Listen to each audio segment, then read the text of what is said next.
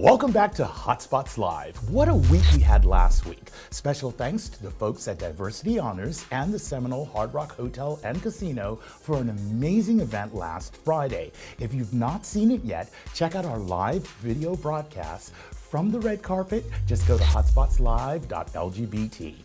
Now let's get started with this week's hottest events as we count down to our top 3 picks.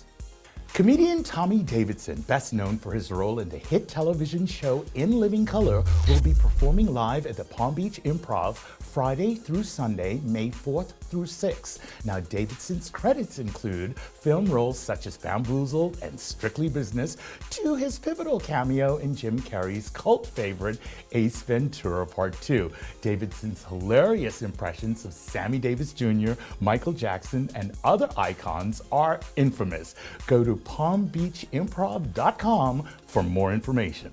Sunfest, where music meets the waterfront, is a massive West Palm Beach festival and boasts multiple stages with artists from all genres of music, plenty of food, a chill zone, and kids' activities. With more than 50 acts, including Nick Jonas, Pitbull, Ice Cube, Billy Idol, Molly Waters, Third Eye Blind, and DNCE, to name just a few.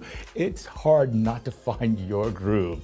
Listen, the festival runs Thursday through Sunday, May 3rd through 6th, at the Sunfest Festival grounds. The address is 525 Clematis Street, and for more information, please do not hesitate to go to sunfest.com. Overboard.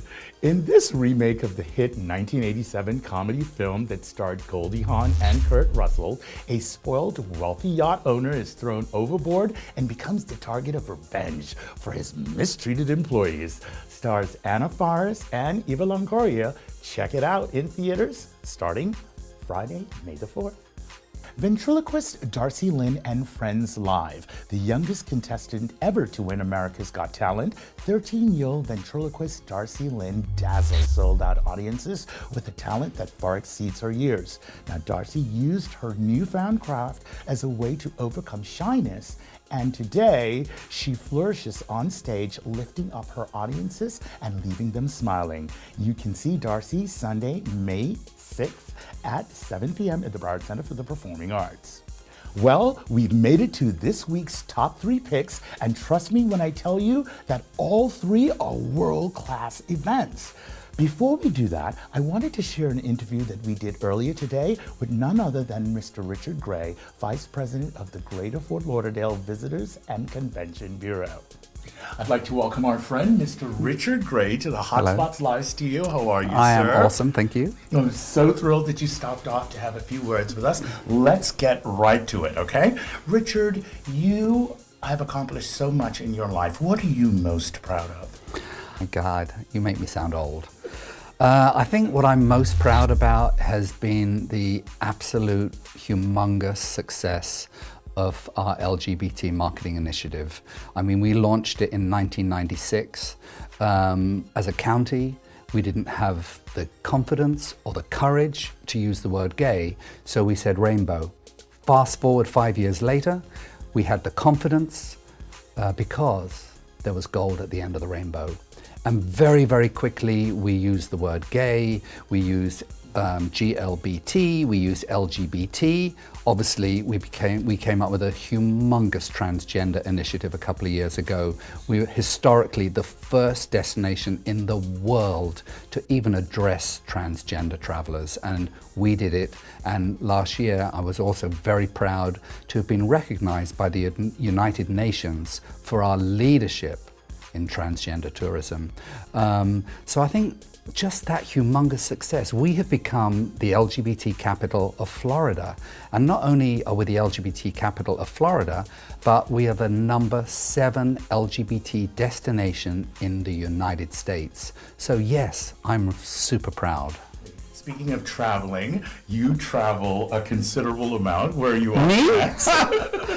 Sometimes I feel like I live in a suitcase. Next stop is, I always have to think, I know I pack and unpack a lot, Toronto, Canada. Yes.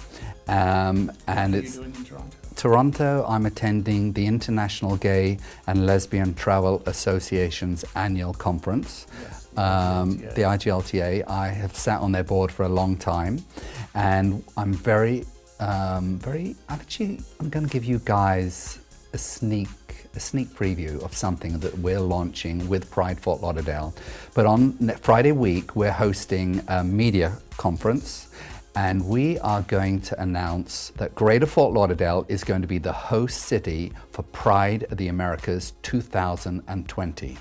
And what excites me most about that is that when I look at the Caribbean, when I think about being lesbian, gay, bisexual, or transgender in the Bahamas, where you're from, Jamaica, look at what's going on in Jamaica if you're gay or lesbian or bisexual or trans, Central and South America. You know, Greater Fort Lauderdale is poised, we're in a perfect position, you know, with our amazing lift that we have.